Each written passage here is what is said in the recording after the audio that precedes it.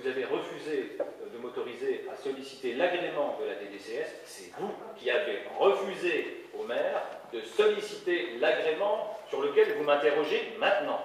Vous avez réitéré ce refus le 17 juin.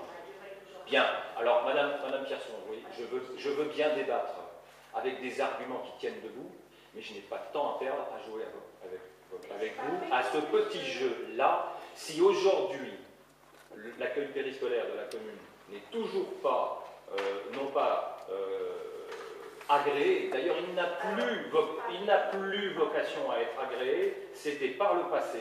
Donc on m'a simplement demandé de vous, on a inscrit à l'ordre du jour une demande d'autorisation pour un agrément qui n'a pas lieu d'être. Ce n'est qu'un régime déclaratif. Bien, donc je vous informe que j'ai demandé à M. Barbier de préparer l'ensemble des documents, et je pense que tout ça a bien avancé. Dans les jours qui viennent, nous déclarerons l'accueil périscolaire. Je déclarerai sous ma totale responsabilité l'accueil périscolaire de la commune de Vigy. Nous avons déjà approché l'API, donc les services du CG, qui ont un avis à donner, notamment sur la conformité des locaux. Nous entendrons tout ce que les uns et les autres ont à dire, et donc cet accueil périscolaire sera déclaré. Je ne vois toujours pas le rapport avec ce que je viens de vous dire, à savoir que la surveillance des enfants des écoles primaires ne se délègue pas à des intervenants privés. Alors, vous n'avez que deux solutions. Vous considérez que ce que je dis là est une espèce d'hallucination. Voilà, c'est certainement d'ailleurs votre point de vue, et le seul argument que vous essayez d'objecter, c'est de dire, oui, mais ça se fait dans des villages voisins. Et c'est bien ce que vous avez dit. Non, j'ai pas dit tout à fait. Non, mais ça vous trouble, en fait, que ça se fasse ailleurs et que je ne sois pas prêt à le faire ici. Allez-y, expliquez-nous.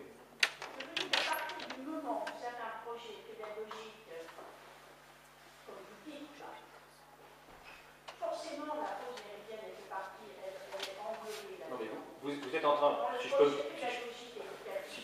me permettre. Donc la pause méridienne est tout à fait délégable à une association qui a des projets. Dans le cadre des écoles du cycle primaire ou dans le cadre des accueils de loisirs?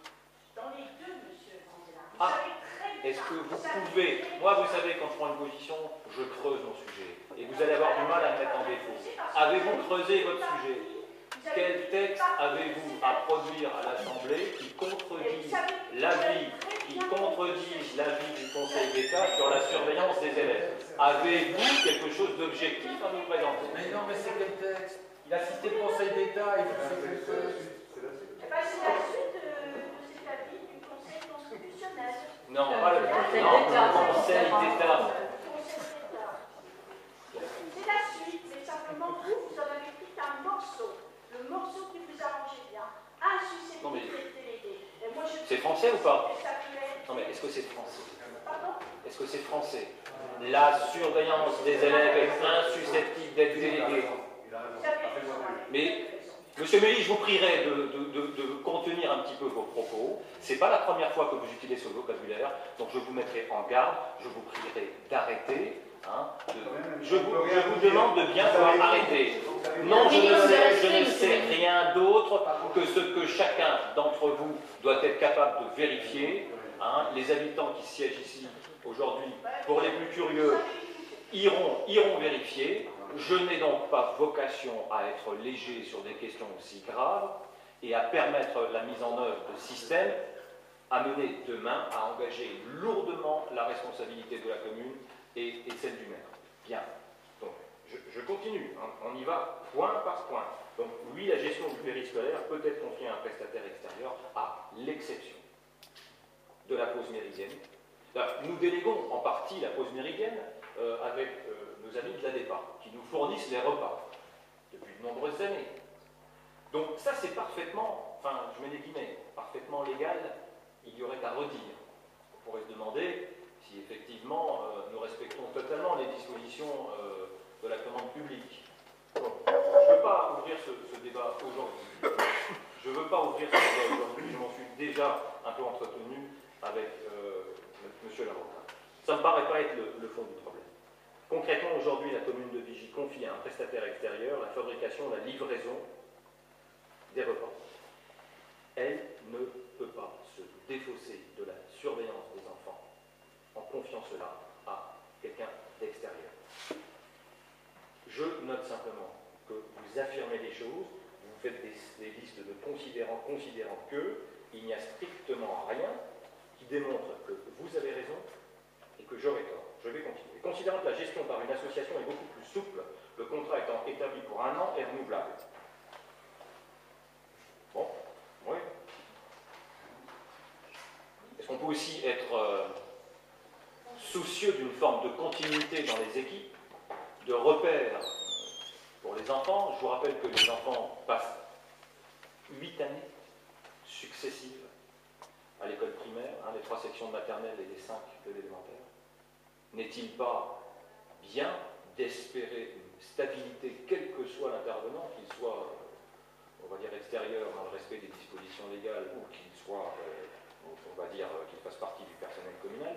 Il me semble qu'un peu de stabilité ne nuirait certainement pas, on va dire, à la sérénité des enfants qui retrouveraient d'année en année celles et ceux qu'ils appellent au bout de quelques minutes par leur prénom, et avec qui on va faire quelques câlins quand on a un petit peu de blues.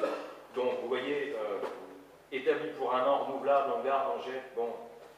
Considérant que la structure de type associatif aux compétences reconnues, alors si vous parlez des PEP 57, et évidemment, vous n'avez absolument jamais entendu de ma part le moindre sous-entendu et la moindre critique sur cette association unanimement connue et aux compétences indiscutées. Ce n'est pas le sujet du jour. Elle est qualifiée pour la gestion, la logistique du personnel, la prise en compte, etc. Oui, peut-être. Mais la surveillance des enfants ne se délègue pas. Donc il n'est pas possible que la commune s'en dessaisisse. Mais ce n'est pas à force de nier les évidences que l'on va progresser. D'accord ? Considérant que le budget prévisionnel proposé par l'association est moins élevé que celui que vous proposez en gestion communale. Écoutez, vous semblez mieux informé que nous.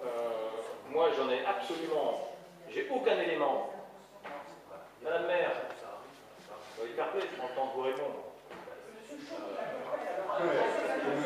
Qu'est-ce qui vous permet de dire que le budget prévisionnel proposé par l'association est moins élevé que celui que je propose en gestion commune? Parce que vous avez eu un budget prévisionnel par les fêtes. Oui. Quand vous avez terminé le 5 avril 2011. Et même l'association que vous avez déjà consultée auparavant. C'est la deuxième consultation que vous avez faite. C'était basé sur 50 enfants. On a largement dépassé. J'ai vu passer effectivement un tableau Excel avec quelques chiffres lancés comme ça. Je note de mémoire aussi quelque chose qui devrait nous amener en tout cas à une réflexion. Il me semble que dans ce que la commune et les parents devront verser à cette association figure une somme d'environ 11 000 et quelques euros de frais de siège. Il faut bien en avoir conscience. Je ne pense pas, je ne dis pas que j'en suis certain, je ne pense pas qu'une gestion en délégation de service public puisse être franchement plus économe qu'une gestion en régie. En tout cas, la seule chose que je maîtrise, ce sont les chiffres et le nombre d'enfants présents. Aujourd'hui, les ratios que nous connaissons aujourd'hui, et les coûts salariaux, les coûts de fonctionnement, le coût des fluides.